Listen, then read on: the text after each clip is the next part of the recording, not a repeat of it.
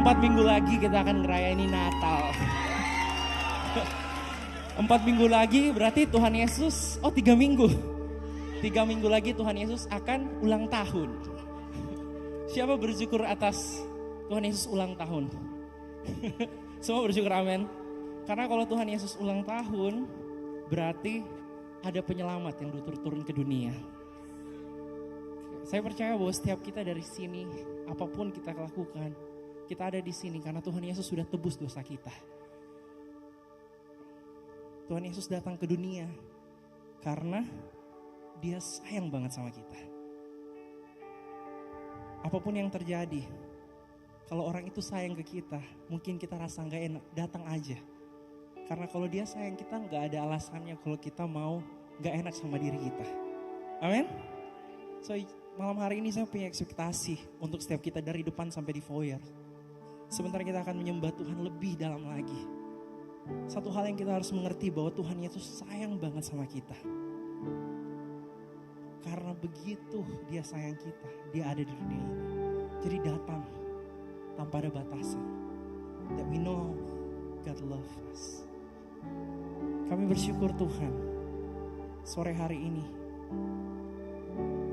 kasih Tuhan, cinta Tuhan, penyertaan Tuhan, kebaikan Tuhan, perkenanan Tuhan tidak pernah berkesudahan di kehidupan kami.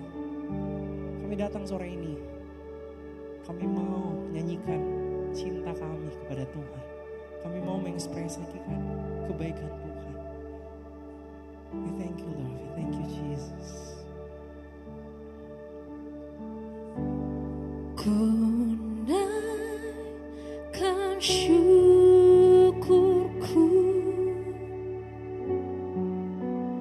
buat hari yang Kau beri.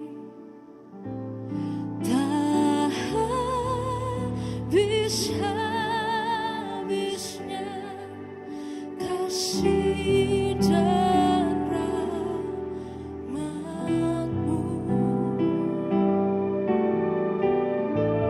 Selalu baru dan tak pernah terlambat pertolongan-Mu. Besar setia-Mu di sepanjang hidupku. One more time.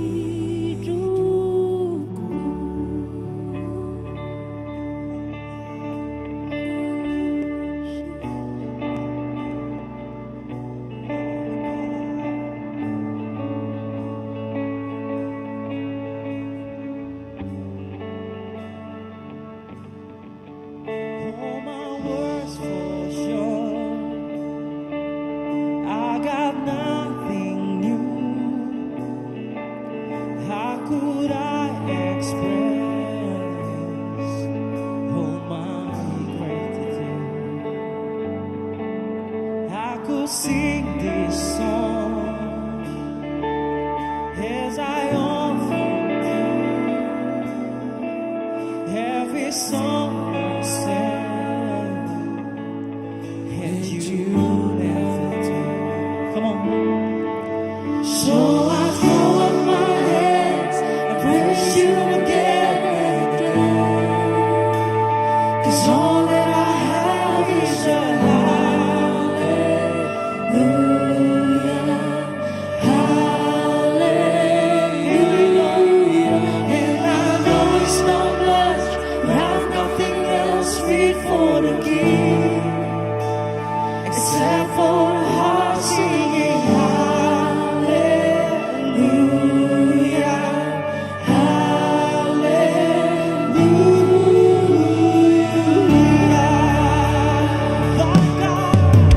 I've got one response. I've got just one move. With my arms stretched wide, I will worship you. So I throw up my hands and praise you again and again, 'cause all that I have is a hallelujah,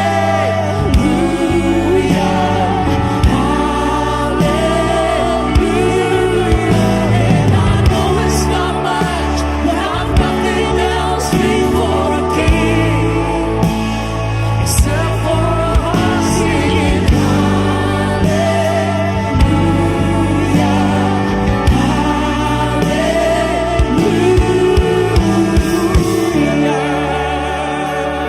Sing hallelujah.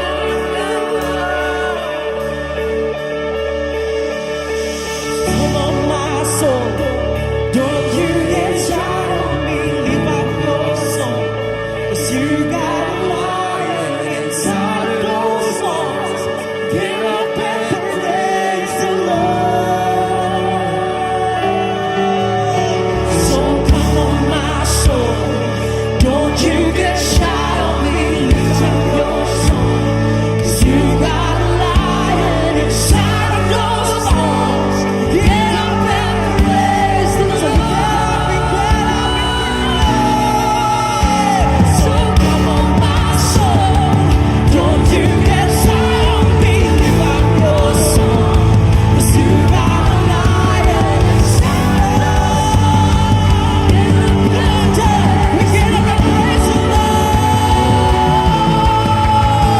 So come on, my soul, don't you get shy on me. Lift up your song, 'cause you got a lion inside of those lungs. Get up and praise the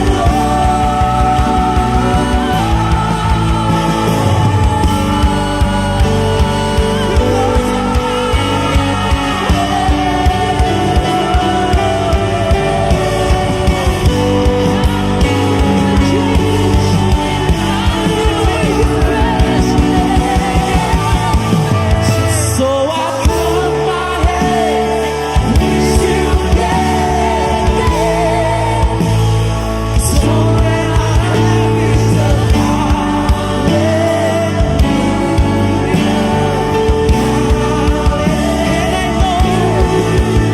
and I know it's not much, but I've nothing else fit for the King except for a heart singing hallelujah.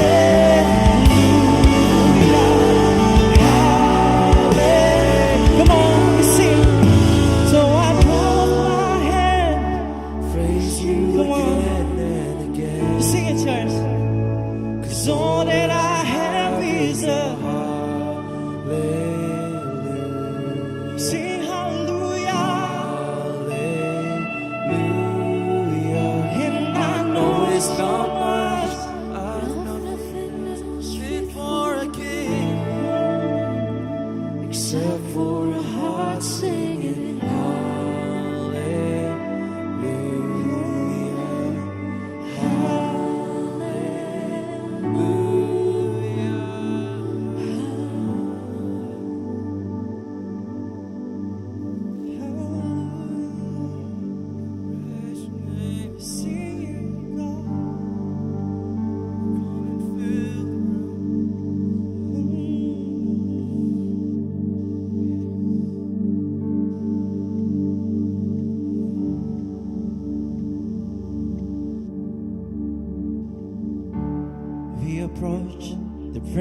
presence of God with a humble, confident heart, and we standing now.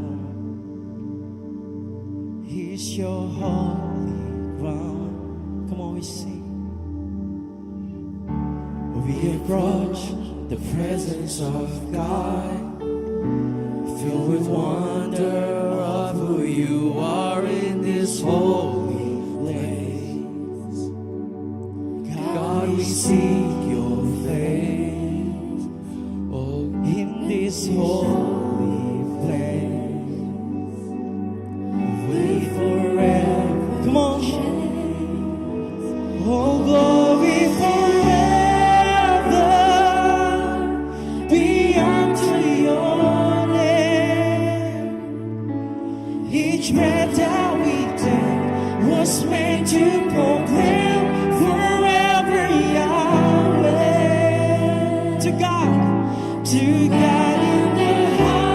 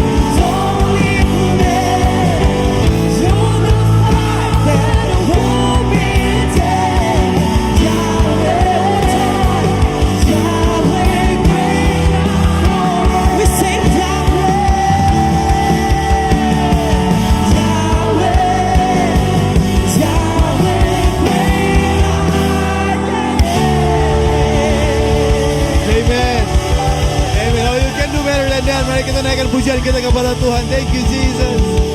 Terima kasih Tuhan Yesus buat hari ini Tuhan. Kami percaya Engkau berada di tengah-tengah kami Tuhan. And we love you. And we worship you. In Jesus' name and everybody say. And everybody say. Berikan tepuk tangan luar biasa buat Tuhan kita. Amen. Amen. Well, saudara, welcome to Hillsong Bali. Kebaktian jam 6 sore. Kalau misalkan saudara pertama kali datang di sini atau saudara hanya berkunjung, well, welcome to church. We love you already. Bilang kiri kanan saudara, I'm glad I'm standing next to you. Amazing. Well, saudara, di setiap kebaktian Hillsong kita selalu berdoa buat teman-teman kita yang menulis beban doa. Saudara, kalau misalkan saudara belum sempat menulis beban doa, we're gonna pray together. Tapi sebelum kita berdoa, izinkan saya untuk membaca. By the way, kita full sampai di lantai 2. Can we actually berikan tepuk tangan buat teman-teman yang di lantai 2, ya di foyer juga. Ada yang berdoa supaya bisa disembuhkan dari sakit mental dan orang-orang jahat yang datang dalam proses penyembuhan. We're gonna pray for that. Ada yang berdoa pacar saya ulang tahun 2 Desember dan akan do Christmas together as LDR for the first time. Ini namanya Nendo saya heya. Nendo saya heya. Ya mungkin ada yang berdoa buat semoga alat penelitian bagus lagi, tidak ada kerusakan. Lomba kompetisi surat gugatan UAS. Saudara, ada banyak yang berdoa ujian skripsi proposal. Ada yang lagi berdoa buat skripsi proposal. Amazing, ada banyak yang mungkin saya nggak sempat bacakan. Mungkin kalau misalkan saudara juga punya beban doa, tapi saudara nggak sempat tulis, we're gonna pray together. Amen. So dari depan sampai belakang yang lantai 2 juga. Kalau saudara rasa nyaman, mari kita semua angkat tangan kita, we're gonna pray together. And also kita akan berdoa buat saudara-saudara kami yang ada di Pulau Sumatera yang lagi mengalami bencana. We're gonna pray for them. Bapa kami di surga, kami mengucap syukur Tuhan buat berkat-Mu yang luar biasa dalam kehidupan kami Tuhan. Hamba berdoa Tuhan buat semua beban doa Tuhan. Kiranya Engkau Allah yang maha tahu, Engkau Allah yang maha peduli. Kami berdoa Tuhan yang lagi sakit Tuhan Engkau sembuhkan di dalam nama Tuhan Yesus. Kami berdoa khususnya Tuhan buat teman-teman kami, saudara-saudara kami yang lagi ada di Sumatera Tuhan yang mengalami bencana Tuhan. Kami berdoa Tuhan Yesus Kristus, kiranya Engkau melawat mereka Tuhan.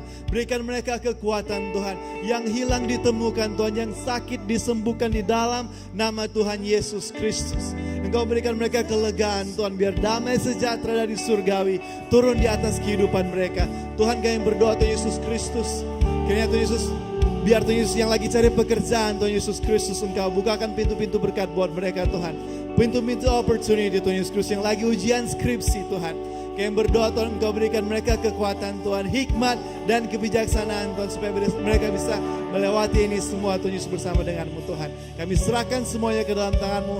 All the prayer request yang tertulis dan yang gak tertulis, di dalam nama Tuhan Yesus Kristus. Dan yang percaya katakan, dan yang percaya katakan amen. Sekali lagi kita berikan tepuk tangan luar biasa buat Tuhan kita.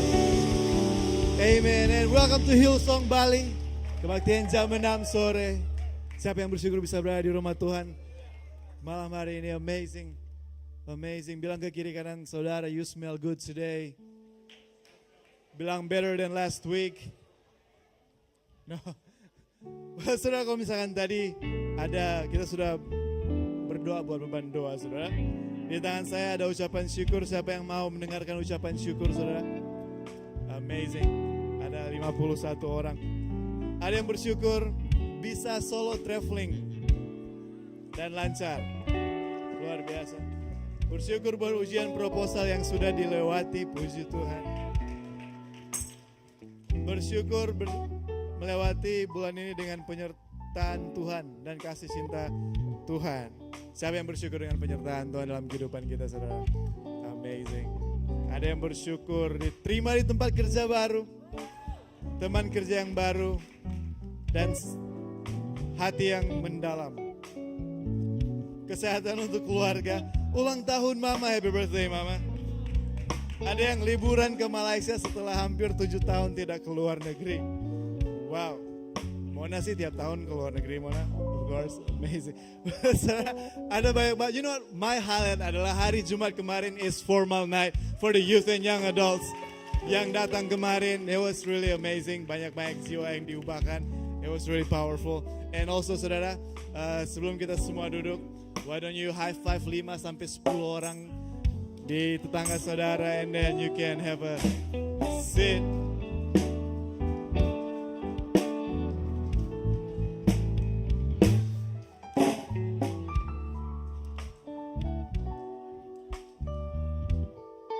Amazing. Well, saudara, can we berikan tepuk tangan yang luar biasa buat all our volunteers yang kelihatan dan yang nggak kelihatan, yang pelayanan di lantai 2 juga. And also, ini Tamara saudara yang main keyboard. Dia sudah pelayanan dari pagi sampai sekarang. And Tamara baru join pelayanan juga. So Tamara, kamu bisa solo sedikit nggak buat kita semua gitu, kayak solo kayak demonstrasi sedikit gitu. Nggak bisa? Come on Tamara. Satu note aja, ting. Wow, Tuhan buat Tamara. That was amazing. That was amazing. Pemain keyboard yang lain di gereja ini nggak bisa kayak gitu. So well done. Amazing. So good. Well saudara, ada banyak banget volunteer kita yang mungkin saudara nggak bisa, nggak kelihatan saudara, mereka pelayan di atas. And we actually buka program yang namanya Here to Serve. Kalau misalnya saudara punya hati untuk melayani, saudara rasa terpanggil untuk bisa lebih dalam lagi melayani Tuhan melalui gereja di Hillsong Bali, we actually buka pendaftaran buat saudara. Kalau misalnya saudara mau melayani, ada barcode yang saudara bisa scan, and then saudara bisa isi all of the questions di situ, and tim kami akan menghubungi saudara, and we actually would love to serve with you, alongside with you. Karena ini yang saya percaya saudara, gereja ini tidak dibangun dari talenta satu orang aja. Tapi gereja ini dibangun oleh pengorbanan banyak orang. Ada banyak volunteers yang mengorbankan waktu mereka, tenaga mereka, usaha mereka to make this church happen. And I think kita, let's sekali lagi berikan tepuk tangan luar biasa for all of our amazing volunteers saudara. So make sure kalau misalnya saudara mau melayani bersama-sama dengan kita, scan the barcode, foto Erwin juga sekalian supaya saudara ingat. It'll be amazing. Well, saudara, kita akan melanjutkan our worship and giving. Di tempat duduk saudara ada amplop bertulisan Home and Others. Dan saudara bisa memberikan persembahan dan perpuluhan saudara di amplop yang bertulisan Home and Others. Kalau misalnya saudara pertama kali datang ke gereja Hillsong, saudara lagi liburan mungkin di luar sana, and I just wanna clarify, ini bukan sebuah paksaan untuk saudara memberi. You can skip this moment. Tapi kalau misalnya saudara mau memberi, you're more than welcome to participate, to give in the house of the Lord. And sambil saudara mempersiapkan persembahan dan perpuluhan saudara, ada seorang yang luar biasa yang akan encourage kita semua dengan pemberian kita, Fernando Sayaheya, to share around our giving. Giorgio. Yeah, thank you. Yes. Okay, thank you so much. Berbicara mengenai pemberian saudara, saya memiliki kebiasaan kecil yang baru saya discover. Setiap pulang dari suatu tempat, biasanya kan kita bayar parkir. Atau saya habis belanja, biasanya saya menemukan diri saya tuh tidak minta kembalian. Atau kalau habis cukur rambut, biasanya saya berikan tip dengan kemampuan saya, sesuai dengan kemampuan saya. Itu hal yang baru saya discover baru-baru ini. Ternyata itu sudah jadi kebiasaan kecil dari waktu yang lama.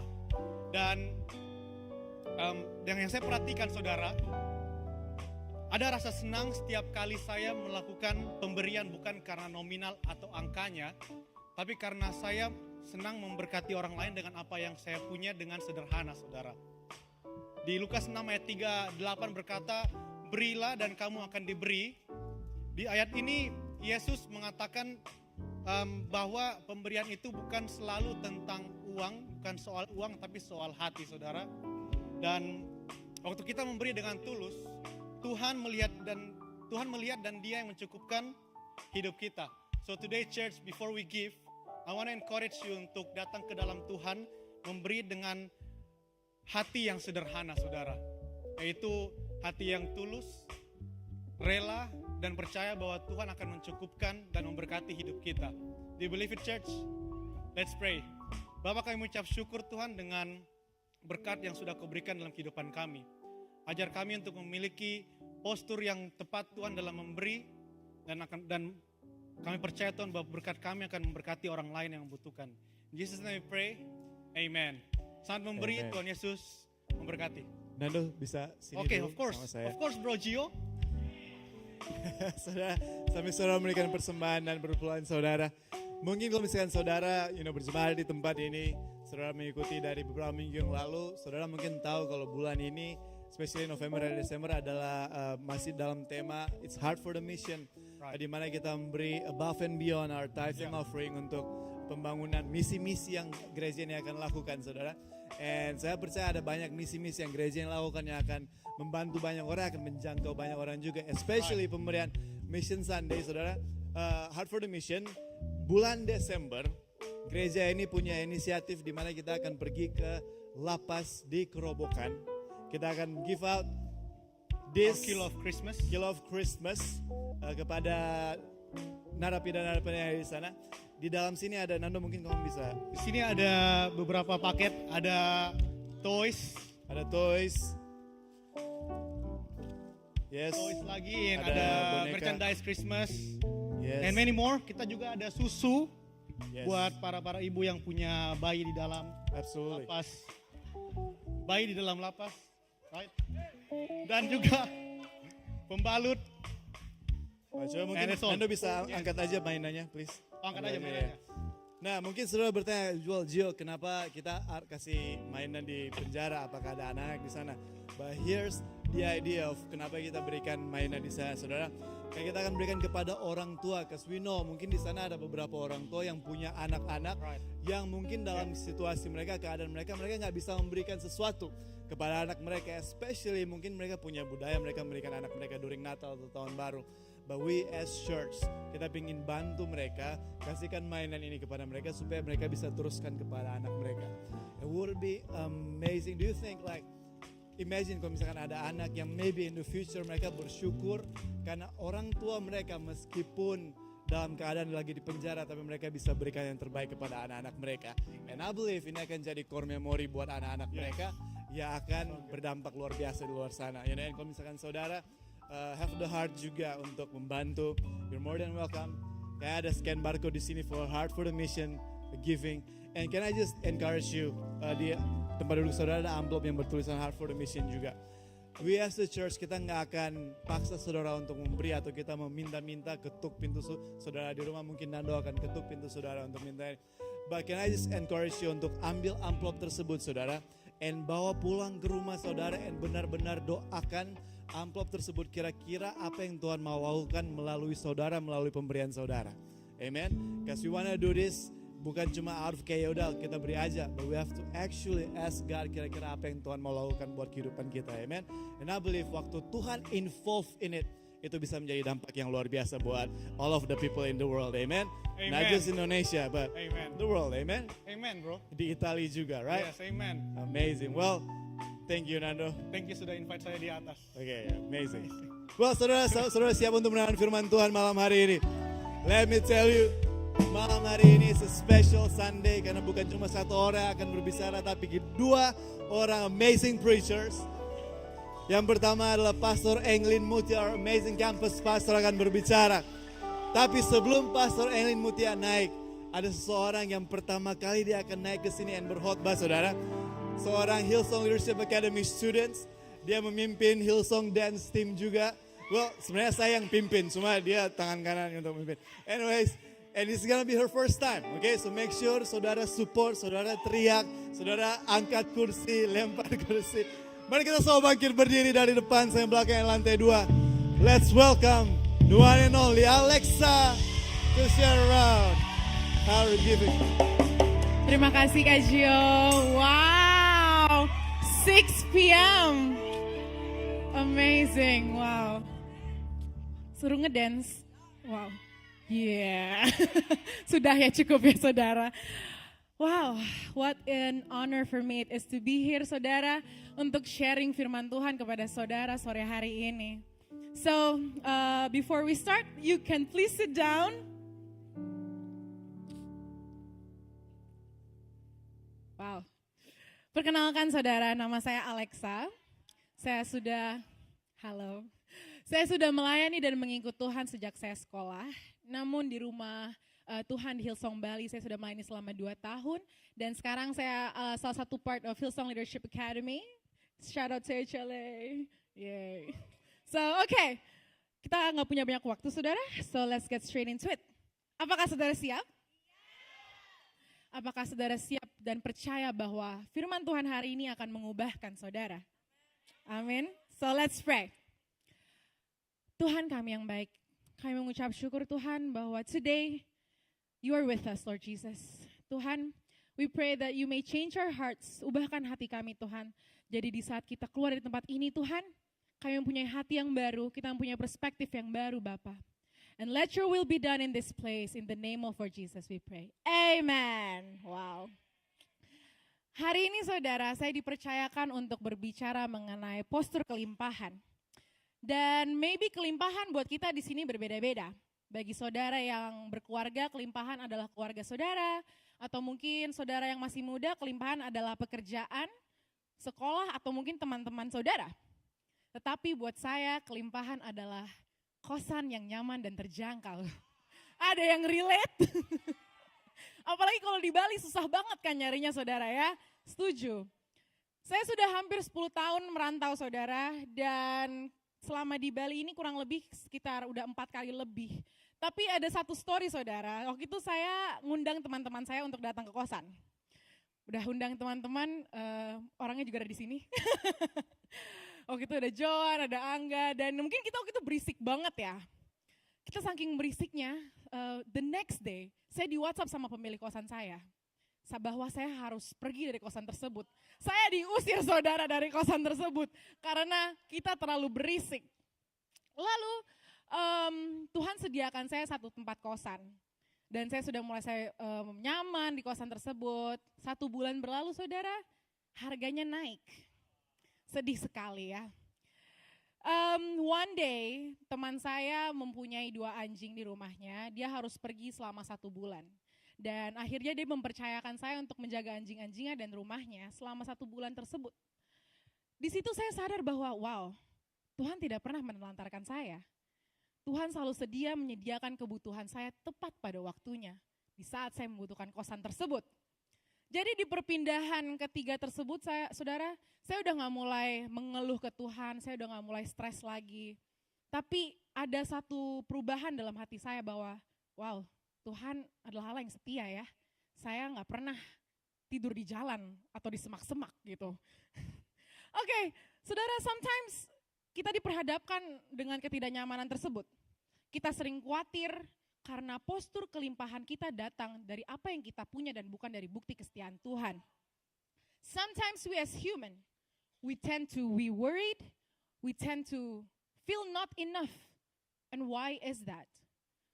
Karena kita salah mengukur konsep takaran kelimpahan, saudara. Mari kita baca di Filipi 4 ayat 12-13.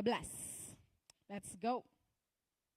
Filipi 4 ayat 12-13. Saudara siap? 1, 2, 3. Aku tahu apa itu kekurangan dan aku tahu apa itu kelimpahan. Dalam setiap keadaan dan dalam segala hal, tidak ada sesuatu yang merupakan rahasia bagiku. Baik dalam keadaan kenyang maupun dalam keadaan lapar. Baik dalam keadaan berkelimpahan maupun dalam keadaan berkekurangan. Segala hal dapat kutanggung di dalam Dia yang memberikan kekuatan bagiku. Amin. So we know saudara, Paulus menulis surat ini saat ia di penjara. Ia tahu apa rasanya berkelimpahan, tapi ia juga tahu apa rasanya berkekurangan. Buktinya, di ayat sebelumnya di Filipi ini, orang-orang Filipi memberikan bantuan kepada Paulus di saat Paulus di penjara. Tetapi di ayat 11, Paulus mengatakan, kukatakan ini bukan karena kekurangan, sebab aku telah belajar mencukupkan diri dalam segala keadaan. Paulus tidak mengukur suatu kecukupan atau kelimpahan dengan apa yang ia miliki, melainkan dengan bukti kesetiaan Tuhan sepanjang hidupnya. Di ayat 12 kita baca, baik dalam keadaan kenyang maupun dalam keadaan lapar, baik dalam keadaan berkelimpahan maupun dalam keadaan berkekurangan, segala hal dapat kutanggung di dalam Dia yang memberikan kekuatan kepadaku. So saudara, Paulus percaya, semua katakan percaya. Paulus percaya bahwa selama ini itu adalah Tuhan yang memampukan dia. Paulus bersandar kepada bukti kesetiaan Tuhan. Plenty is not about having more, saudara. It's about needing less because you trust more. Itulah kecukupan sesungguhnya.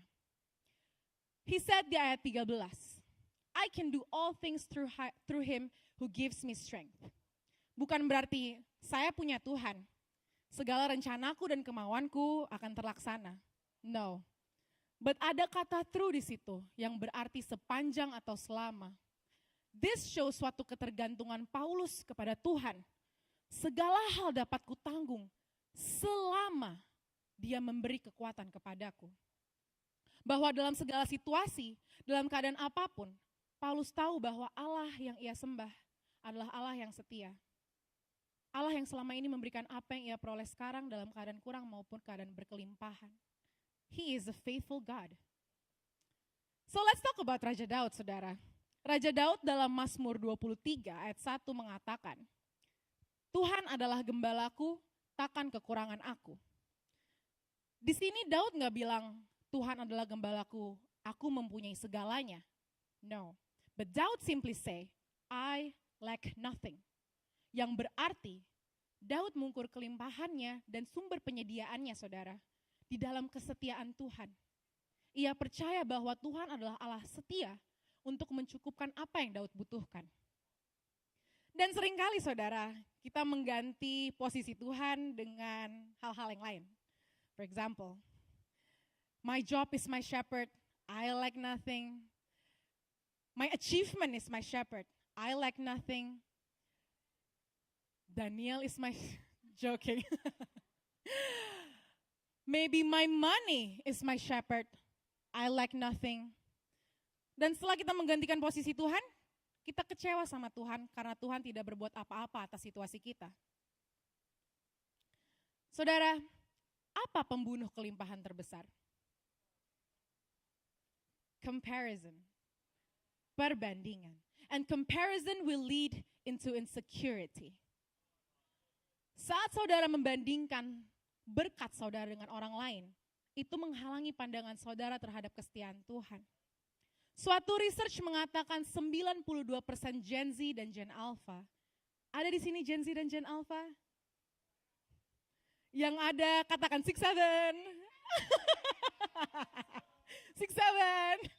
Sorry, yang gak tahu berarti udah ketahui ya umurnya berapa.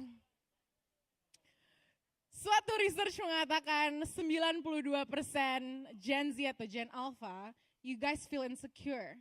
We feel anxiety, bahkan kita boros terhadap uang yang kita punya. And we tend untuk susah celebrate other people yang sedang dipromosi.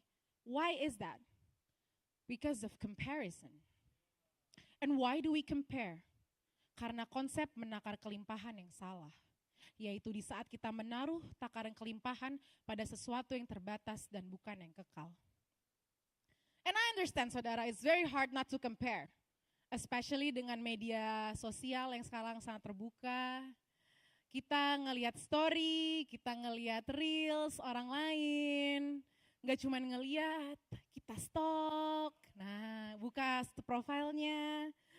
Nggak cuma sampai situ, takut kelihatan story, kita bikin second account. Nah, no judgment. Yang punya second account, no judgment for you all. Saya dulu juga punya second account, saudara. But one thing I realized, untuk apa sih second account sebenarnya? Apakah second account untuk mengekspresikan diri lebih bebas tanpa dihakimi? Atau punya second account dengan orang-orang pilihan saja yang akan tetap mendukung saudara meski saudara tidak mencerminkan pengikut Kristus? Maaf ya saudara, I know it hurts. But let me tell you, saudara, true friends will love you enough to tell you the truth, even if they have to hurt you. One more time I will say, true friends will love you enough to tell you the truth, even if they have to hurt you.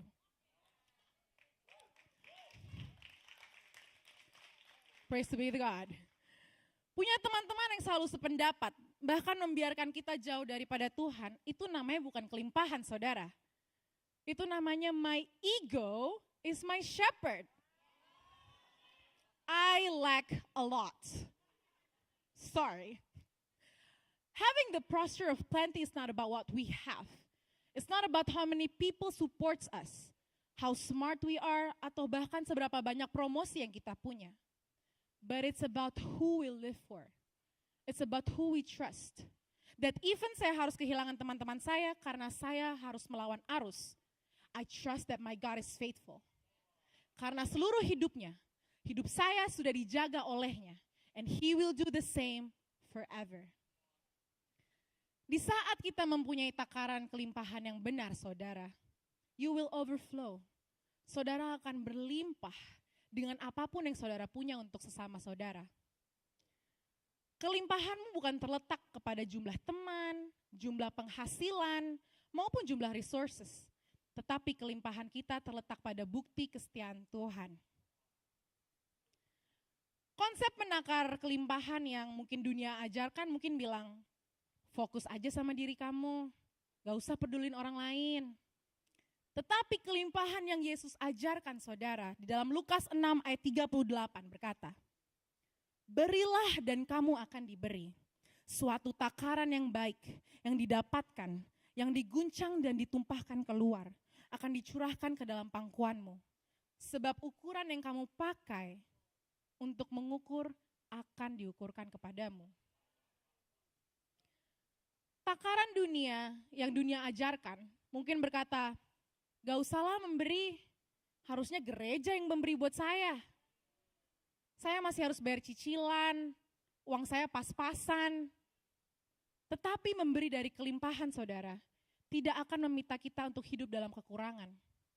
Tetapi meminta Tuhan untuk menyediakan agar kita mampu memberi ke dalam rumah Tuhan.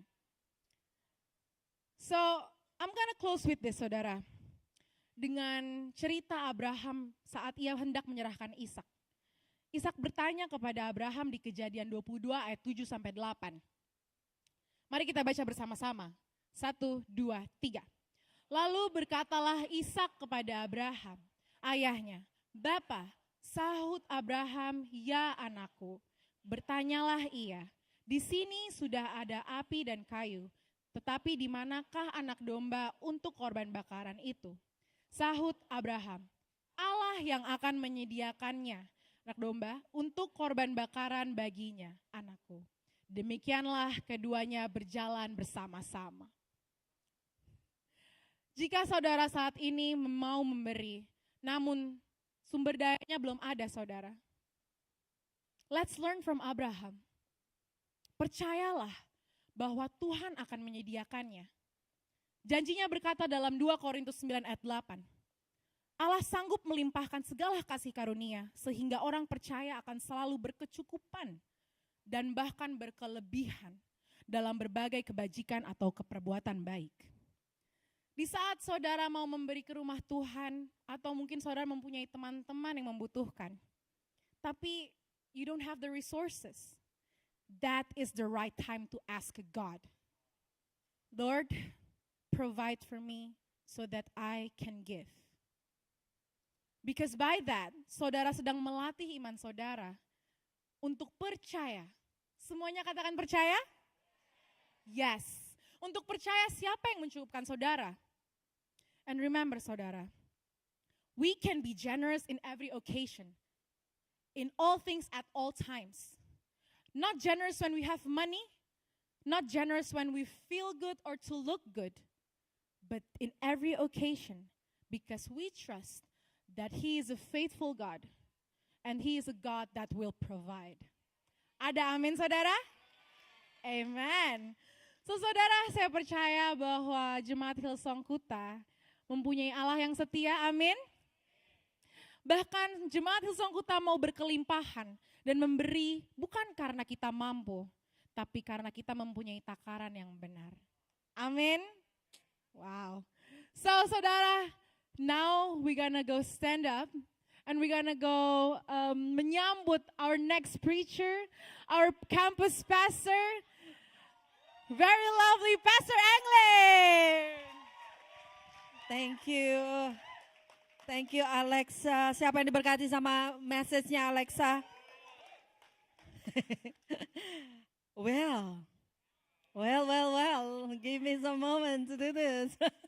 Yeah, I'm good. No, Rebecca, I need help. Okay. Tell your neighbor, kamu berkelimpahan. Okay, sekarang turn around and just give them a high five. High five. All right, then you can sit down.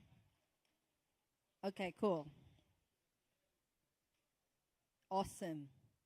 Minggu lalu, siapa yang gereja minggu lalu? Yes. Minggu lalu, saya pulang kampung, saudara. Saya pulang kampung karena diundang oleh kedua orang tua saya untuk berbicara di gereja mereka. Kampung saya di Kupang, saudara. Kupang yang di NTT, bukan Kupang yang di Surabaya ya. Bukan. Nggak ada yang ketawa. Oke. So saya pulang ke Kupang, saya born and raised di Kupang dan saya pulang kampung. Pulang kampung ini tidak terjadi sering-sering lately. Terjadi setahun sekali, itu pun kalau bisa.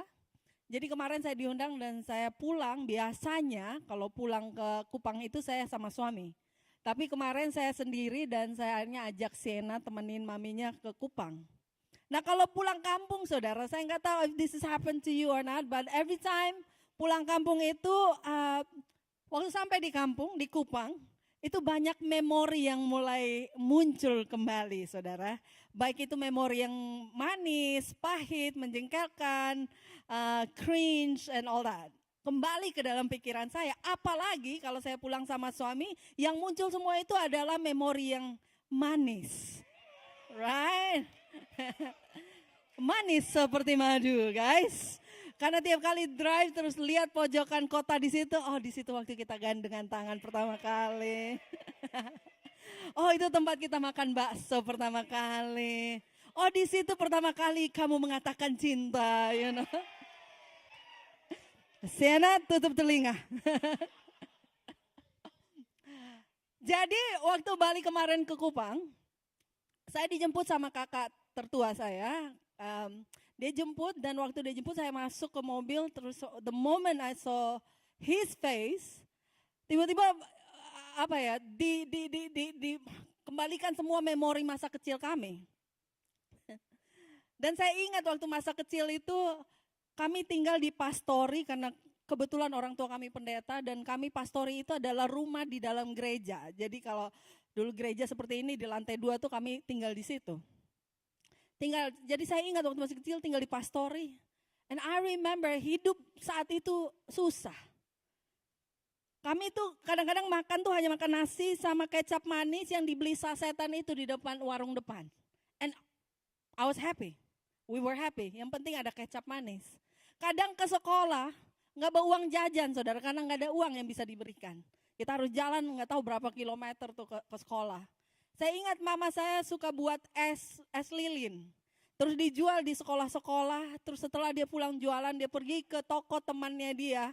Toko baju, dia ambil baju-baju itu dan dia pergi dari satu kantor ke kantor yang lain. Dia jualin ke ibu-ibu pegawai negeri yang ada. Dan itu yang dilakukan mama saya, tapi hal yang saya ingat dari mama adalah walaupun hidup kami susah, mama tuh gak pernah kehilangan sukacita itu, selalu joyful.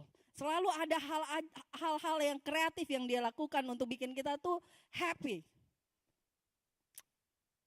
Waktu itu papa mama ngerintis gereja di Kupang, gereja karismatik, gereja Pantekostal di Kupang pada saat itu. Dan pada saat itu gereja karismatik atau Pantekostal itu tidak sesuatu yang sangat baru buat kota Kupang dan banyak yang menentang termasuk pemerintah yang ada.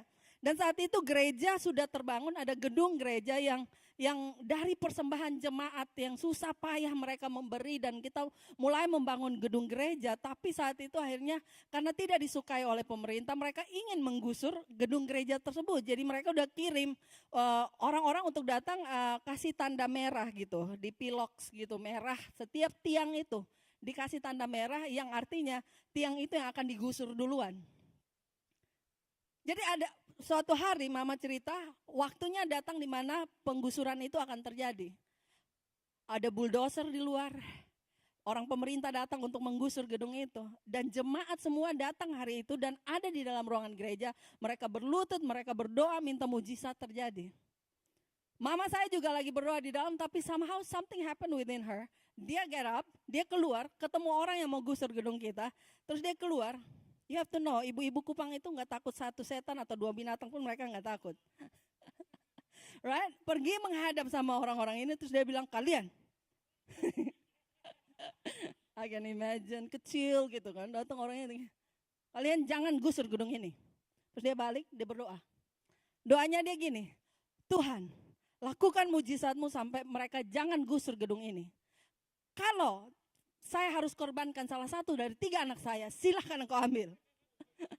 Asal jangan ambil gedung ini. Puji Tuhan saudara, mujizat nyata. Kami bertiga tidak ada yang mati, gedung gereja tetap berdiri sampai detik ini saudara.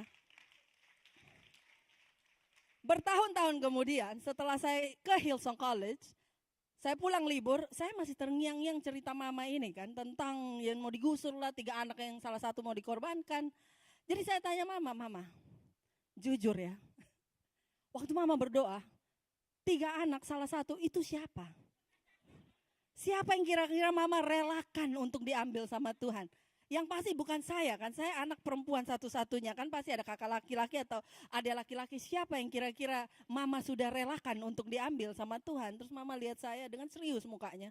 Dia bilang, dengar Englin, mama sayang kalian bertiga, Tuhan Yesus sayang kalian bertiga, tapi Tuhan Yesus juga sayang mama. Jadi mama tahu Tuhan Yesus tidak akan menyakiti hati mama. So aman, jadi aman ya. Ini yang namanya waktu saya lagi buat khotbah ini. Saya ingat cerita ini waktu mama kalau cerita tuh mau berulang-ulang dia cerita tentang hal ini pun saya nggak akan bosan-bosan dengar. Waktu saya ingat kembali cerita ini waktu saya siapkan bahan ini. Ini yang namanya postur kelimpahan saudara. Ini yang namanya postur yang melimpah, bukan reaksi terhadap apa yang sedang terjadi di dunia dia, tapi dia meresponi terhadap Kristus. Karena kelimpahan bukan dimulai dari apa yang kita miliki, tapi siapa yang memiliki kita, yaitu Gembala Agung itu. Mama saya tidak pernah ragu akan apa yang Yesus bisa lakukan bagi dia. Dia gak pernah ragu sama sekali. Dan momen itu membangkitkan iman saya ketika mama cerita hal ini terus menerus. Momen itu adalah momen di mana iman saya dibangkitkan bahwa Tuhan, saya mau angin ribut di luar, yang penting kalau ada Tuhan Yesus saya hidupnya melimpah. Karena kalau pada saat itu kalau mau dilihat lagi, hidup kami tidak ada kelimpahan dengan kekayaan, tapi melimpah dengan iman. Melimpah dengan kehadiran Yesus Kristus. Saya tuh ada tempat curhat saudara, selain kepada Yesus Kristus dan Eka Muti dan Rebecca Ray. Tempat curhatan saya kepada mama saya saudara. Jadi tiap kali kalau saya susah yang benar-benar udah susah banget, gak bisa mikir, mumet segala macam, telepon mama. Terus mama bilang, kenapa? Ada masalah? Iya ma, berdoa Englin. Berdoa, Tuhan Yesus pasti bantu. Itu mungkin kedengarannya klise dari ibu-ibu Kupang ya. Tapi itu sesuatu kebenaran saudara. Bahwa kita gak punya hal lain lagi selain berdoa kepada Tuhan yang memegang tangan kita. Itu yang kelimpahan yang kita dapatkan hanya dalam Yesus Kristus. Sometimes the theology we need is not complicated. It's childlike trust. Spurgeon, dia ini adalah terkenal sebagai Prince of Preachers. Dia berkhotbah kepada 10.000 orang setiap hari Minggu di umur 22 tahun saudara. Dia pernah berkata demikian, beware of doubt. It is self-murder. It allows the giant of trouble to grow while it shrinks the God who can save. Waspadalah terhadap keraguan. Keraguan membunuh dari dalam. Keraguan membesarkan masalah dan mengecilkan Allah yang menyelamatkan. Waktu dia tulis hal ini dia tulis di tahun 1881 di mana dia menemukan banyak sekali tantangan dari luar, dari politik, dari manapun itu untuk menjatuhkan dia. Tapi saya waktu lagi siapin ini bertemu dengan quote-nya Spurgeon, saya merasa bahwa dia lagi ingatkan kita pada hari ini bahwa keraguan itu sangat berbahaya, saudara. Kalau kita hidup dalam keraguan, keraguan itu sangat berbahaya karena keraguan bukan hanya mengganggu apa yang kita lihat, tapi keraguan mengecilkan gambaran kita kepada tentang Tuhan kita.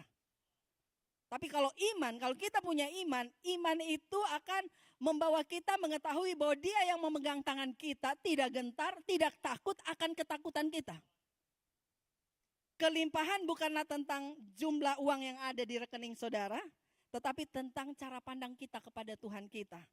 Karena kalau kelimpahan pada saat itu bergantung, pada saat kami masih kecil bergantung kepada jumlah uang yang ada di rekening kita nggak melimpah sama sekali saudara. Tapi waktu kita tahu siapa yang memegang tangan kita, maka kekurangan itu akan menghilang dengan sendirinya. Karena kita melimpah di dalam Tuhan. Kelimpahan bukan reaksi terhadap dunia, tapi respon terhadap Kristus. Tema saya malam hari ini adalah kelimpahan respon terhadap Kristus dan bukan reaksi terhadap dunia. 2 respon that we're gonna learn tonight. Number 1, the shepherd defines the supply. Gembala yang menentukan kelimpahan itu. Mazmur 23 ayat 1. Tadi saya bilang bahwa ayat ini, Mazmur 23 ayat 1, ayat yang sangat terkenal. Tapi ayat ini sangat luas seperti samudra. Kalau kita hanya pegang satu ayat ini saja dan keluar dan menjalani hidup kita, dan kalau kita benar-benar ngerti tentang ayat ini, we will be fine. Karena Tuhan adalah gembalaku, takkan kekurangan aku.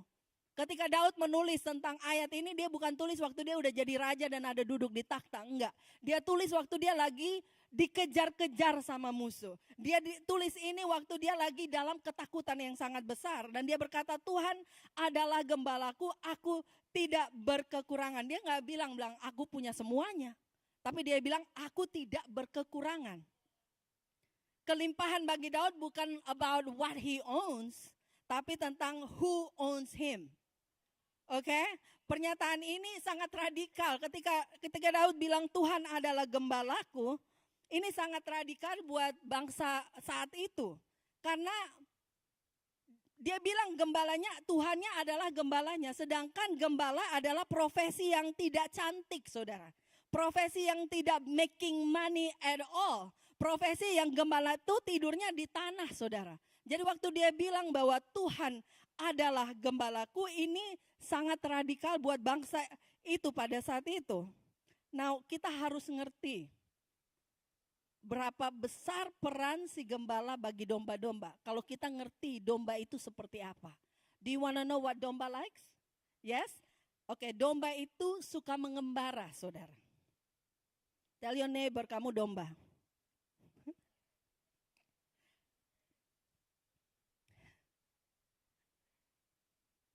Domba suka mengembara. Dan akhirnya domba tersesat dan gampang untuk menghilang gitu, saudara. Siapa di sini yang suka tersesat dalam hidup? Amin, dalam perjalanan. Iya. Antara saya dan suami yang paling sering tersesat di dalam perjalanan itu adalah suami saya. Oke. Gini, dulu waktu kita habis menikah, tahun 2004 kami pindah kembali ke Australia dan belajar di sana. Sampai di Australia tahun 2004 tuh nggak ada GPS, saudara. Yang ada tuh buku peta, map buku. Jadi harus harus pintar baca map baru bisa tahu jalannya kemana. And Eka doesn't like to read, doesn't like to learn this map. Dia bergantung penuh sama saya dan buat dia saya adalah peta kehidupannya. Yes. Yes. Jadi tanpa saya, dia akan tersesat, saudara. Kemanapun dia pergi, pasti dia akan tersesat. Keren banget. Tapi kita seperti domba, kita sering tersesat. Siapa di sini yang kalau udah nabung duit atau terima gaji tanggal 5, tanggal 6, terus kemana aja uangnya ya? Kok minus terus? Kok uangnya kemana? Udah masuk hanya lewat doang gitu kan. Atau mungkin saudara dalam pernikahan dan berbulan-bulan, awal-awal pertama itu bulan madu terus. Terus tahun keempat, ketiga, keempat, kelima. Terus saudara bilang, kenapa ya kok aku jadi benci lihat mukanya ya. You wondering Kok bisa we ended up at this point where we hating each other? Kok bisa? Bisa sampai ada di titik ini. Jawabannya adalah di sini, Yesaya 5:3-6. All of us, like sheep, have strayed away. We have left God's path to follow our own. Kita sekalian sesat seperti domba, masing-masing kita mengambil jalannya kita sendiri. Seringkali, sadar atau tidak sadar, kita membiarkan diri kita mengembara. Dan akhirnya kita keluar dari jalur kelimpahannya Tuhan. So tadi number one apa? Domba itu suka mengembara. Nomor dua, domba kekurangan kecerdasan. I'm sorry. Domba kekurangan kecerdasan, aka stupid. Oke, domba kekurangan kecerdasan dan dia nggak punya intuisi whatsoever. Oke, binatang yang lain mereka punya intuisi, tapi domba lempeng aja. Dia nggak ada intuisi sama sekali. Seringkali kalau domba itu karena kebodohannya dia jalan tanpa mikir. Jadi, can I show you a video of a domba yang stupid? 1, 2, 3, go.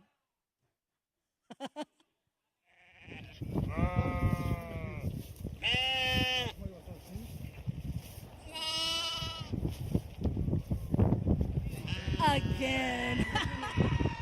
Can we try it again? Oh, ini dikeluarin nggak?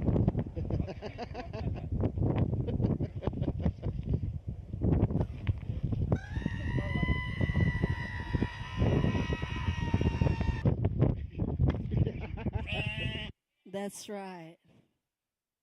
That's you and me. Many times. Ada domba yang kalau dia jalan terus dia lihat nih ada batu dua nih sempit nih untuk lewat.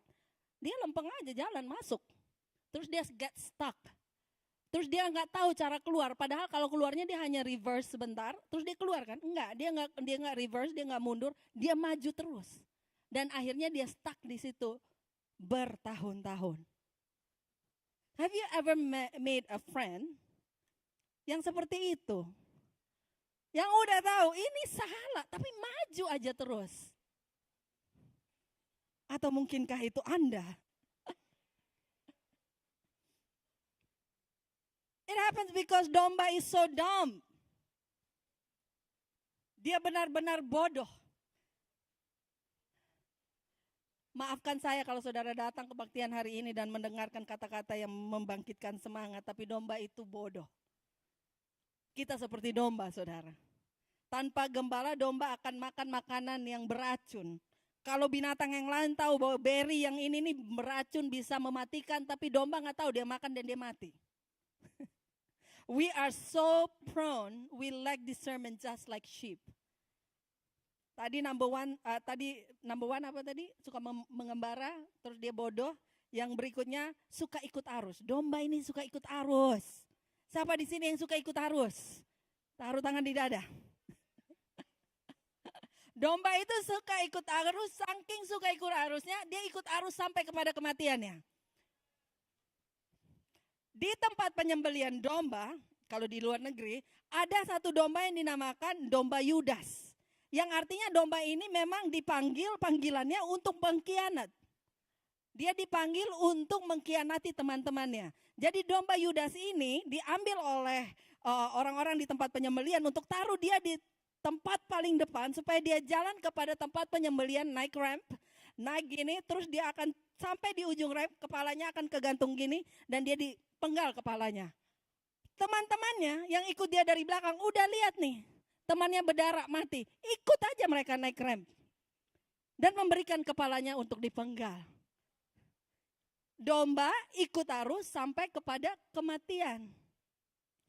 Bukankah kebanyakan daripada kita seperti itu? Kita tahu kalau itu udah salah. Tapi kita ikut arus aja. Kita melihat orang-orang di sekitar kita membuat keputusan yang gak bagus. Dan somehow we do the same as well. You just follow them. We just follow them. Kita gampang ikut arus, apalagi yang tadi Alexa bilang, apalagi dengan sosial media. It's so easy untuk kita ikut arus. Domba yang berikut, domba gampang takut. Domba kalau lagi dalam kawanan nih, lagi rame-rame, terus tiba-tiba kejutkan dia, kagetin dia. Dia akan kaget dan dia akan lari, dan domba yang lain pun ikut kaget dan lari tanpa tahu kenapa mereka lari. Itu domba, saudara.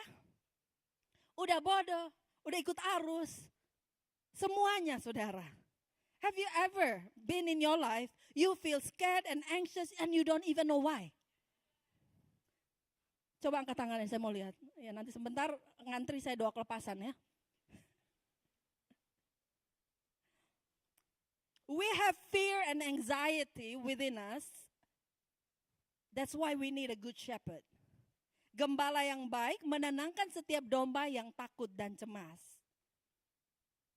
Domba, faksi yang lain adalah domba tidak bisa bela diri. Aduh, kasihan. Domba nggak bisa bela diri tanpa gembala. Kalau kuda lari dengan cepat. Kalau landak punya duri, saudara. Kalau ular punya taring dan bisa, anjing bisa gigit, kucing bisa. Siapa pencinta kucing di sini? Coba angkat tangan, saya mau lihat. Wow, God bless you. Kucing kan masih bisa gitu kan. Engger gitu. Apa sih anak? Engger.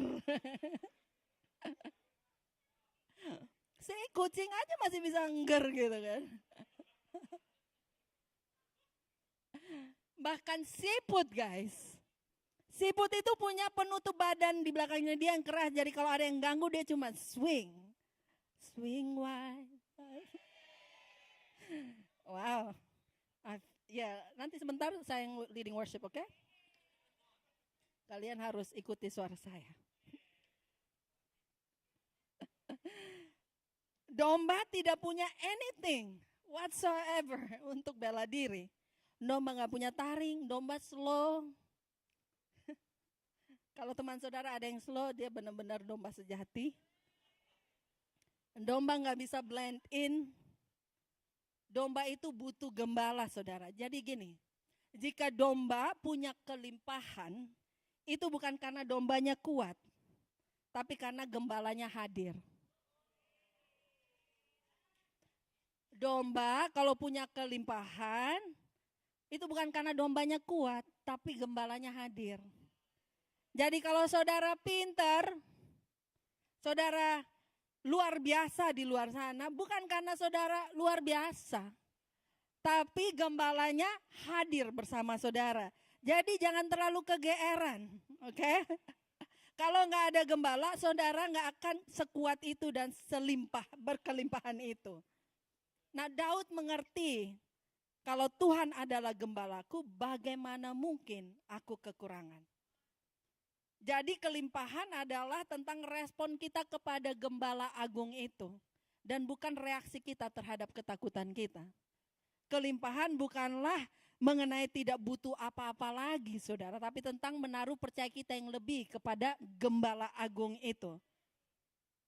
Plenty is not about having more.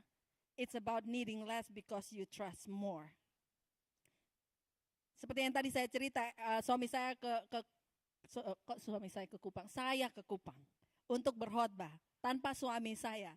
Tapi minggu lalu suami saya berkhotbah di Hillsong Sanur, dan setelah kebaktian di Hillsong Sanur, dia memutuskan, saudara, setelah semua ini terjadi, saya tanya dia, kenapa kamu datang? Dia memutuskan untuk datang ke Kupang untuk surprise saya, saudara. Katanya karena dia kangen, yes. Kangen dan kesepian beda-beda tipis. Jadi akhirnya dia beli tiket, dia ajak Roman, jadi hanya tinggal suami dan Roman, dan dia bawa Roman, dia bilang bawa ke mobil, Roman ketiduran tuh di mobil, jadi Roman have no idea mau kemana. Sampai di airport dia bangunkan Roman, terus dia bilang, Roman let's go. Terus Roman bilang, where are we? Oh, we're at the airport. Where are we going? Oh, kita akan pergi surprise mami sama Sienna. Terus Roman hanya pegang tangan papanya, oke, let's go, gitu kan. Tapi cerita ini waktu saya dengar Eka cerita, so cute, Roman so cute, datang ke Kupang, dia nggak peduli dia punya tiket atau enggak, dia nggak peduli siapa yang beli tiket, dia nggak peduli schedule-nya seperti apa, yang penting ikut Daddy naik pesawat pergi ketemu Mami. Itulah kita sama gembala kita. Kita nggak perlu tahu semua schedule, kita nggak perlu tahu biayanya seperti apa, kita nggak perlu tahu apa yang harus dikorbankan. Yang kita perlu tahu adalah kita pegang tangan gembala kita and we just follow kemanapun dia pergi. Kelimpahan itu tidak pernah tentang kapasitas kita, tapi tentang kehadiran si gembala. Tidak pernah tentang kemampuan kita, tapi tentang kepemilikannya dia atas hidup kita. Tidak pernah tentang apa yang kita punya, tapi tentang siapa yang menggenggam tangan kita. Oke, so postur respon kita kepada Kristus. Yang pertama tadi adalah apa? Shepherd defines the supply. Nomor 2 yang terakhir. Ben boleh naik, yang namanya Ben silakan naik ke panggung. Benedictus Ecoprilis Mutito. Ya, nomor 2. When your mind breaks out, your life breaks open. Ketika pikiran kita dibebaskan, hidup kita pun akan terbuka, saudara. Efesus 3:20 berkata, Paulus berkata, bagi dialah yang dapat melakukan jauh lebih banyak daripada yang kita doakan atau pikirkan, seperti yang ternyata dari kuasa yang bekerja di dalam kita. Surat Efesus ini adalah salah satu surat yang ditulis Paulus dari dalam penjara di Roma. Dia dipenjarakan di tahanan rumah di Roma. Dia di penjara itu aksesnya terbatas sekali, saudara. Hidupnya sangat tidak enak saat itu. Tapi justru dalam kondisi seperti ini, dia menulis bagi dialah yang dapat melakukan jauh lebih banyak dari yang kita doakan atau pikirkan. Ini bukan tulisan dari seseorang yang sedang duduk santai di Pantai Kuta minum Koma Coffee. Emangnya Koma Coffee ada di Pantai Kuta? Minum bir gitu kan. Atau minum apa kayak udah gede. Ini bukan tulisan seseorang yang lagi santai di Pantai Kuta, saudara. Ini juga bukan tulisan tentang seorang yang hidupnya berjalan mulus, enggak. Ini adalah deklarasi iman dari orang yang dunia luarnya sedang hancur, tapi dunia dalamnya sedang menyala. Ini adalah deklarasi iman dari orang yang hidup luarnya sangat terbatas. Tapi api di dalam kehidupannya, di dalam hidupnya, dalam hatinya sedang menyala-nyala. Ketika Paulus berkata dia yang dapat, dia memakai kata dinameno. Ini gaya-gaya mau pakai bahasa Ibrani lah, Yunani lah, ya udah gitu ya. Dunamis yang artinya kuasa yang eksplosif itu. Yang artinya kuasa Allah tidak dipenjara, tidak bisa dipenjara walaupun manusianya dipenjara. Listen, penjara tidak pernah menjadi penghalang bagi kuasa Tuhan. Pikiran kita yang sering menjadi penghalang bagi kuasa Tuhan. Roma 12 ayat 2 berkata, janganlah kamu menjadi serupa dengan dunia ini, tetapi berubahlah oleh pembaharuan budimu, sehingga kamu dapat membedakan manakah kehendak Allah, apa yang baik, yang berkenan kepada Allah, dan yang sempurna. Ini ngomong tentang pembaharuan, renewing of our mind. 2 Korintus 9 ayat 8 berkata, dan Allah sanggup melimpahkan segala kasih karunia kepada kamu, supaya kamu senantiasa berkecukupan di dalam segala hal, segala sesuatu, dan malah berlebihan di dalam berbagai kebajikan. Kecukupan dalam bahasa Yunaninya adalah autarkia. Kenapa Paulus menggunakan kata autarkia ini? Karena kata autarkia ini di budaya Yunani kuno berarti ketenangan batin yang tidak tergantung keadaan luar. Stabilitas hati yang tidak bergantung tentang apa yang kita miliki. Nah, untuk Paulus mengatakan hal ini sebenarnya ini mind blowing, saudara. Karena di budaya Romawi dan Yunani, kecukupan itu artinya kamu kalau sudah punya banyak duit baru cukup. Kalau kamu ada di posisi politik yang luar biasa, baru kamu cukup. Tapi si Paulus mau counter orang-orang ini, mengatakan dengan bahasa mereka sendiri bahwa kecukupan bukan itu standarnya. Standarnya adalah siapa yang kamu miliki dalam hidup kamu. Kecukupan bukan apa yang kamu punya, tetapi siapa yang bekerja di dalam kamu. Pikiran yang terpenjara tidak akan pernah bisa melihat kelimpahan. Oleh karena itu di dalam 2 Korintus 10 ayat 5b menggambarkan kalau pikiran kita ini adalah medan perang. Oke, medan perang pertama bukan di luar sana, di sini. Oke. Di situ dikatakan kami menawan segala pikiran dan menaklukkannya kepada Kristus. Kita tidak bisa berjalan kepada janji Allah dengan pikiran yang masih penuh dengan tipu muslihat, iblis, dengan trauma, dengan masa lalu. Karena ketika pikiran kita dibebaskan, hidup kita pun terbuka. Christine Ken dia pernah berkata demikian. The biggest battlefield is not around you but inside you, your mind. Win it there and you will win it everywhere. Dia berkata juga, God cannot open new doors in your life if your mind is still locked in old rooms. Mari kita semua bangkit berdiri malam hari ini. Ketika pikiran Paulus dibebaskan, surat Efesus lahir. Iman yang membangun gereja sepanjang sejarah lahir. Karena pikirannya dibebaskan. Kalau pikiran kita dibebaskan, visi kita akan masa depan diperbesar oleh Tuhan. Hidup kita diperbesar oleh Tuhan. Doa saya 2026, Hillsong Bali, Kutai Sanur. Kita nggak akan limited oleh pikiran kita. Karena Tuhan ingin memberikan kelimpahan beyond your imagination. Tapi apa? We win it here, we win it everywhere. 2026 akan menjadi tahun yang berkemenangan buat setiap daripada kita. Karena kita menaklukkan yang di sini. Kita serahkan kepada Yesus. Kita taklukkan kepada Kristus. Anak-anak muda, 2026 akan menjadi tahun yang berkemenangan di dalam pikiranmu. Oke? Tidak ada satu tipuan si jahat yang dapat menaklukkan pikiran kita. Hanya kebenaran firman Tuhan yang dapat memenangkan kita. Are you ready for 2026? Mari kita angkat tangan kita kepada Raja Yesus. Bapa di surga, hamba berdoa. Setiap pikiran di dalam kehidupan anak-anak-Mu Tuhan Yesus, hamba berdoa di dalam nama Yesus Kristus. Engkau bebaskan dari tipuan si jahat Tuhan Yesus. Mereka akan memenangkan pikiran mereka di dalam nama Yesus Kristus. Mereka akan taklukkan itu ke dalam Kristus. Dan mereka akan menang di dalam pikiran mereka dan mereka akan menang di dalam hidup mereka Tuhan Yesus. Karena hamba percaya kelimpahan yang daripadamu adalah porsi mereka Tuhan Yesus. Kelimpahan di dalammu adalah milik mereka Tuhan Yesus. Dan malam hari ini kami deklarasikan bahwa iman kami menyala di dalam Engkau Tuhan Yesus. Karena Engkau memegang tangan kami Tuhan Yesus. Engkau gembala agung itu Tuhan Yesus. Engkau tidak akan meninggalkan kami. In Jesus name. In Jesus name. Come on. Let's worship Jesus together.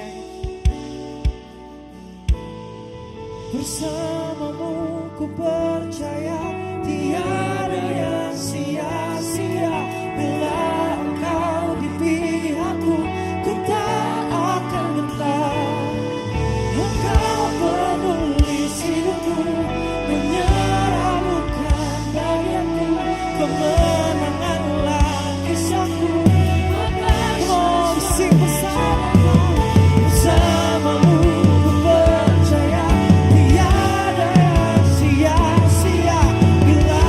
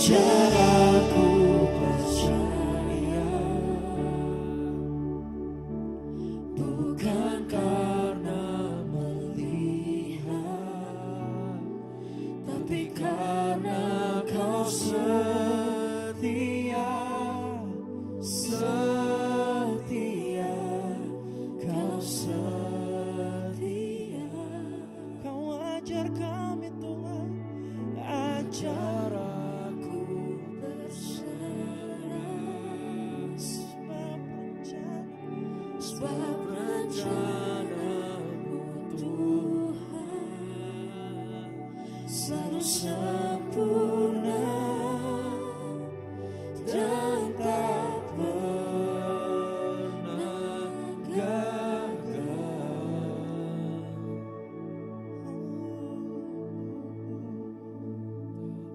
Tak pernah kau gagal Tuhan.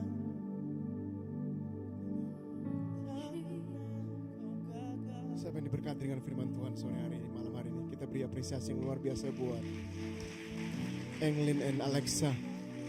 Terima kasih sudah mempersiapkan firman yang sangat menguatkan, benar-benar meneguhkan untuk mengandalkan raja di atas segala raja, mengandalkan gembala yang baik gitu. Amin.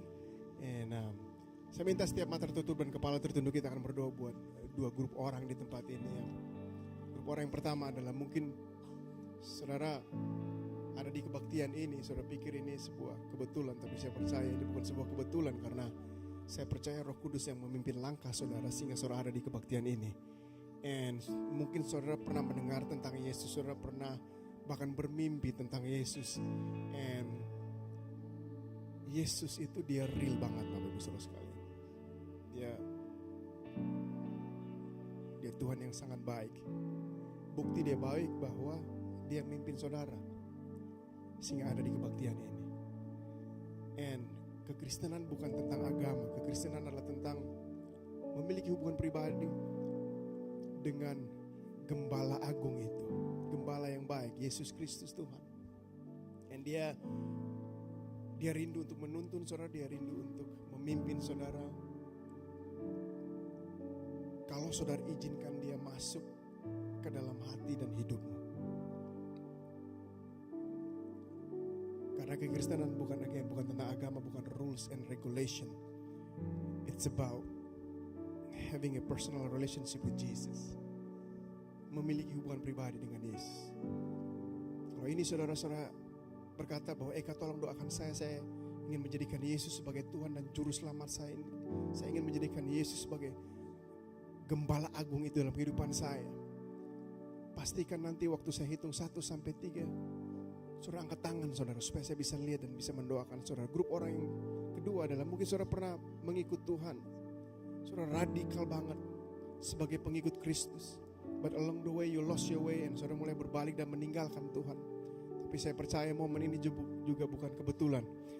Saya percaya Tuhan mau saudara untuk memutuskan to resurrender, untuk menyerahkan kembali kehidupan saudara bagi Yesus. Karena di dalam Yesus selalu ada kesempatan kedua, selalu ada kesempatan ke 50, ke 100, ke 700. There is always kesempatan untuk saudara bisa kembali kepadanya. Dia bukan Tuhan yang pointing fingers kepada kesalahan dan dosa saudara, tapi dia justru Tuhan yang membuka tangannya lebar-lebar untuk saudara bisa dipeluk dengan kasihnya, dengan anugerahnya, dengan His mercy.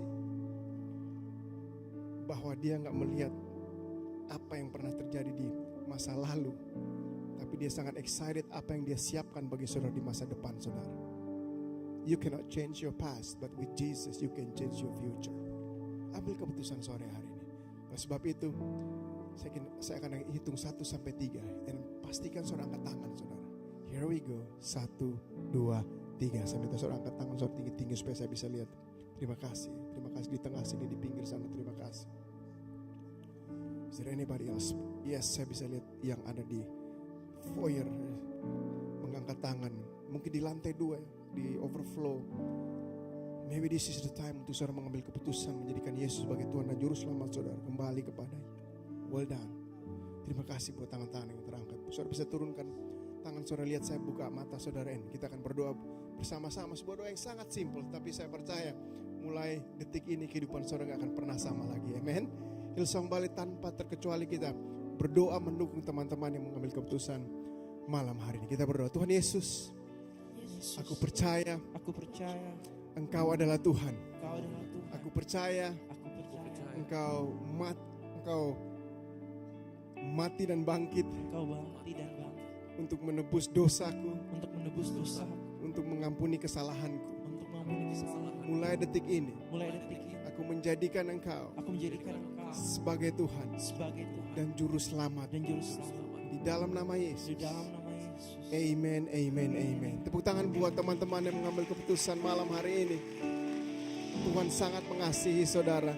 Dia belum selesai dengan kehidupan saudara. Kalau saudara angkat tangan atau mungkin saudara nggak angkat tangan, tapi saudara tahu bahwa saudara mendoakan doa tersebut, kami ingin memberikan hadiah gratis ke tangan saudara sebuah Alkitab, dan Alkitab ini akan tersedia di foyer. In salah satu tim mereka coba melambaikan Alkitab ini supaya saudara bisa datangin mereka and just have a quick chat, ngobrol sebentar untuk menemukan langkah saudara selanjutnya setelah berkata ya kepada Yesus. Is that okay? Sekali lagi tepuk tangan buat teman-teman yang mengambil keputusan malam hari ini. Well done, well done.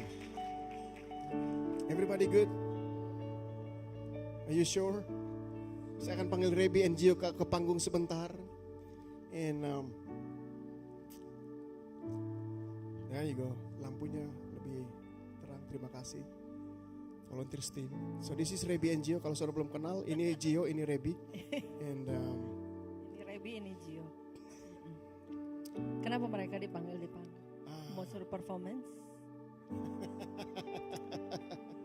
So, Rebi Gio ini adalah salah satu pendeta di gereja ini juga, part of our team. And mereka udah bagian dari kehidupan kami personally.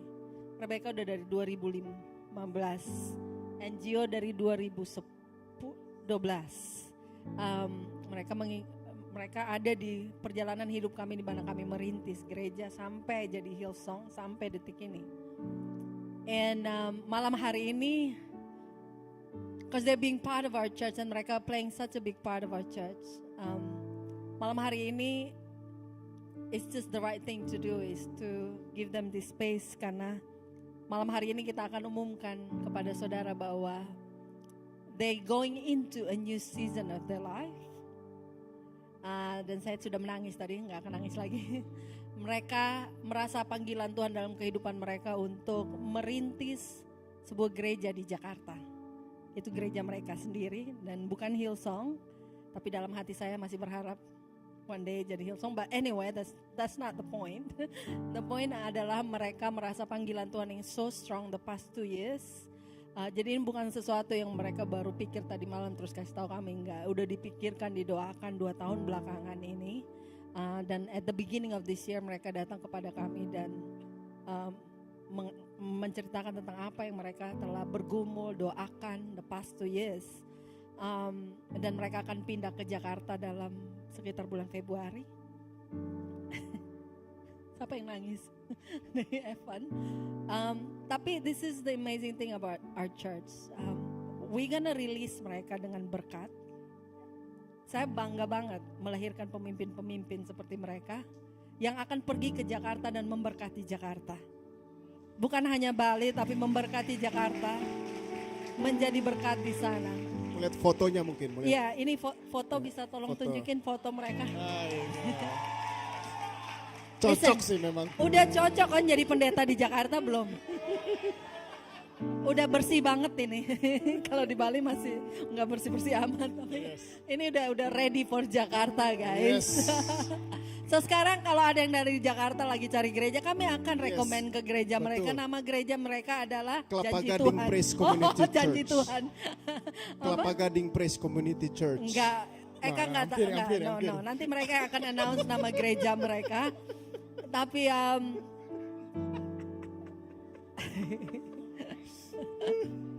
tapi let it stay there sampai doa tutup, but supaya kita bisa.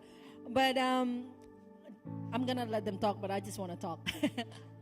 But saya bangga, kami berdua sangat bangga untuk they're ready to go untuk menjangkau lebih banyak jiwa dan mereka akan jadi berkat di sana. Dan saya bangga karena mereka adalah pemimpin-pemimpin yang berkualitas, yang diurapi Tuhan, yang rendah hati. Seorang gembala kalau dapatkan pemimpin seperti mereka ini luar biasa. So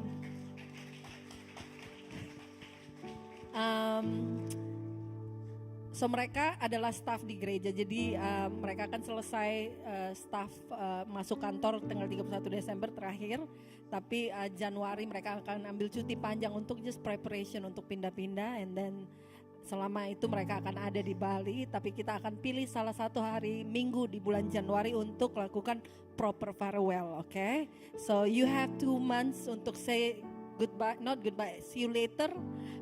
Just encourage mereka, doakan mereka, bahkan transfer uang untuk mereka merintis, nggak apa-apa, do that. I'm not joking, I'm serious. But do whatever to show love to them, and yeah. I'm sure they want to say something. I'm sure. No, I think sebelum aku say something, bisa di take down dulu nggak fotonya? Please. Please, you are still my team, Thank you. okay? You back there, I still lead you for another month. Take it down. Thank you. Nah mungkin apa yang Pastor Englin bilang tadi pretty much sum up everything apa yang kita udah plan, and ini bukan sesuatu yang kita pikirkan tadi malam gitu. Ini bahkan kita we took like 3 months bahkan untuk berdoa untuk kasih tahu ke Pastor Englin bahwa hal ini awal tahun ini gitu kan, sesuatu yang ada di hati kita yang Tuhan taruh. And I think yang paling berat bahkan buat kita berdoa adalah is to live this community, this beautiful community. Like I said di ibadah sebelumnya, what makes Hillsong Church? Hillsong Church is not the name, it's the people, it's you. Semua yang pelayanan, pastor yang I said this earlier, but I'm gonna say it again. I don't think I'll be able untuk bisa berdiri depan sini if it's not because of both of you gitu loh. Lain berdoa yang I would say very much helpful, apalagi selama aku di Bali for the past 15 years now, and kalian jadi I would say ayah dan ibu gitu loh di Bali, and it is really hard, but I'm excited, and honestly kayak kita masih ada 2 bulan lagi gitu loh, and going forward, and we're still gonna be around at least for two months, and I think my wife would say something. Puji Tuhan. Shalom. Saudara, udah. I think something yang aku mau sampaikan buat kita semua untuk menghindari gospel ya. Jangan gosip pelayanan guys. Oke. Mungkin banyak yang akan tanya kenapa kok Kari bisa makan Gio, kenapa gitu loh mau pergi. Well, this is an obedience thing. Kalau kalian pernah taat sama Tuhan, kalian akan tahu rasanya. This is something yang bukan karena ada masalah atau apa, nggak ada. Justru aku sama Gio mau make sure kalau kita istilahnya keluar rumah, kita mau keluar rumah dalam keadaan baik, kita mau keluar rumah dengan keadaan hubungan baik, dan bahkan kita masih akan lean-in ke rumah. Itu adalah keputusan kita berdua yang kita berdua jaga sampai saat ini. Dan this is a good house. Saudara tertanam di rumah yang sangat-sangat baik. Meskipun tidak sempurna, tapi sangat baik, saudara. These 2 people, mereka, I'm gonna cry talking about this, but I will not. Okay? Strong. Okay. Pastor Eka dan Pastor Englin adalah orang-orang yang akan memberikan saudara, karena ini saya udah pengalaman, they will give you the muchest, yang paling banyak pokoknya intinya, benefit of the doubt. Mereka akan percaya kepada saudara berkali-kali. And these 2 people have taken so many blows, but they're still faithful, and they're still loving, and they're still encouraging. And so bersyukurlah karena gembala kita adalah gembala yang luar biasa yang Tuhan taruh di tempat ini. And seriously, aku dan Gio kita udah make this decision a long time ago. But I said to him, kita akan lean in to this house. Saya sudah daftar Sisterhood Conference, and I'll be there, and it'll be so much fun untuk duduk and receive, and yeah, in Jesus' name. And everybody said, Duduk di Sisterhood Conference? You wish. Okay. I think sudah for now. Sure, sudah, okay, siap. But we're gonna do proper farewell bulan Januari, okay? We love Gio and Rebe so much. Alright. So, bagaimana caranya Menutup menyelesaikan kebaktian. malam hari ini? Tidak tahu. Ya, Oh, praise party. kayaknya susah sih feelingnya. Anyway, mungkin lagu yang tadi diciptakan Rebi juga kali That's sama Sabrina untuk right. We can, dinyanyiin. yes. Um, Keluar Yes. dengan lagu ciptaan Rebe yes, there you go. malam hari ini. Iya, bersamamu. Mungkin Rebe yang harus nyanyi kan. Mungkin Rebe yang harus. Maybe Rebi and Gio should nyanyi lagu ini. Wah. Tolong dimatikan mic-nya Gio kalau dia nyanyi. Nah, it's gonna be good. Begitulah saudara, setiap masa ada orangnya, setiap orang ada masanya. And, Wow, dalam. tapi ini keluarnya baik-baik, puji Tuhan. Ya. Anyway, you pray baby. Mau pulang? Oke, pulang. Yes. Yeah. Sudah siap pulang? Mari kita angkat tangan kita. Bapa di surga, Engkau tunggui keluar masuk mereka. Kemanapun mereka pergi, tangan-Mu menuntun mereka, Tuhan Yesus.